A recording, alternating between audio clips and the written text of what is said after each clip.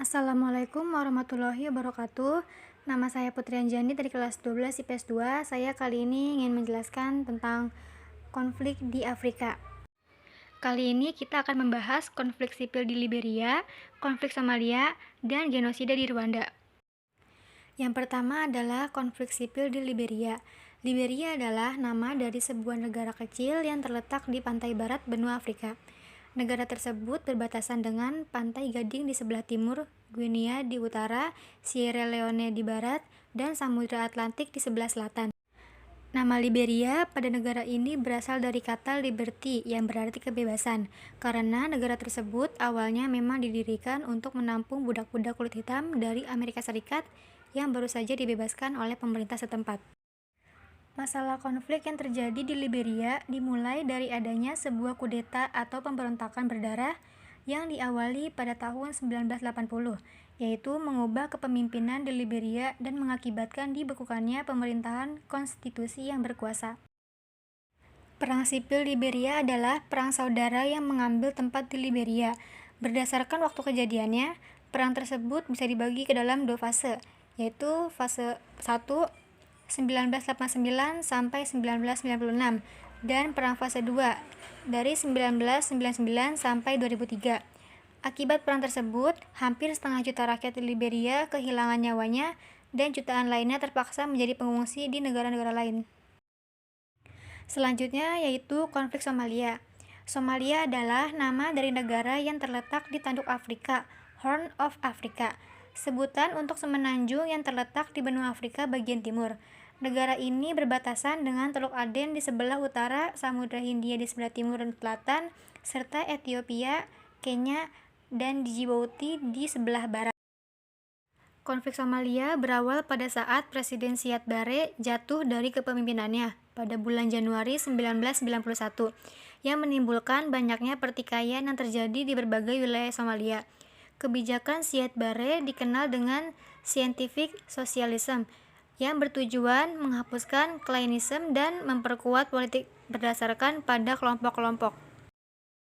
Somalia juga salah satu negara yang memiliki tingkat korupsi pemerintah yang tinggi, absensi legitimasi terhadap pemerintah, banyak pelanggaran HAM, perang sipil, serta legitimasi hukum terdistorsi yang menjadikan proses pengidentifikasian Somalia dan restrukturisasi pasca perang sipil sangat lambat.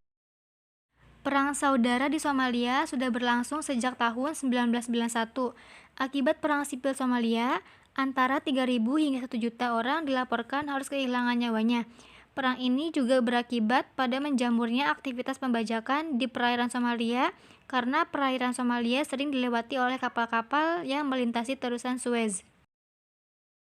Selanjutnya yang terakhir adalah genosida di Rwanda. Genosida Rwanda adalah sebuah pembantaian 800.000 suku Tutsi dan Hutu moderat oleh sekelompok ekstremis Hutu yang dikenal sebagai Interahamwe yang terjadi dalam periode 100 hari pada tahun 1994. Rwanda sendiri adalah sebuah negeri berpenduduk 7,4 juta jiwa dan merupakan negara terpadat di Afrika Tengah. Peristiwa ini bermula pada tanggal 6 April 1994, ketika Presiden Rwanda, Juvenal Habyarimana, menjadi korban penembakan saat berada di dalam pesawat terbang. Peristiwa penembakan keji itu dilakukan sebagai bentuk protes terhadap rencana Presiden untuk masa depan Rwanda, yaitu berencana melakukan persatuan etnis di Rwanda dan pembagian kekuasaan kepada etnis-etnis itu. Pembantaian dilakukan dengan sangat kejam. Sejumlah daftar oposisi sudah diberikan kepada kelompok militan. Jalanan diblokade, operasi atau sweeping ke rumah-rumah dilakukan. Semua orang harus menunjukkan ID card mereka. Jika mereka Tutsi, akan langsung dibunuh. Banyak dari mereka yang dipaksa untuk membunuh keluarga dan tetangga mereka. Pembantaian yang berlangsung selama 100 hari tersebut sangat mengerikan. Mayat-mayat dibiarkan saja di jalanan dan juga dibuang ke sungai. Akibatnya wabah kolera menyerang Rwanda dan sekitarnya. Banyak perempuan Tutsi diperkosa dan dijadikan budak seks. Perempuan-perempuan korban pembantaian semakin menderita karena sebagian mereka kehilangan anak dan suaminya. Mereka yang dijadikan budak seks banyak yang terkena virus HIV. Sekitar 800.000 jiwa meninggal dalam pembantaian selama 100 hari di Rwanda. Sekian dari saya, kurang lebihnya mohon maaf. Terima kasih dan sampai jumpa.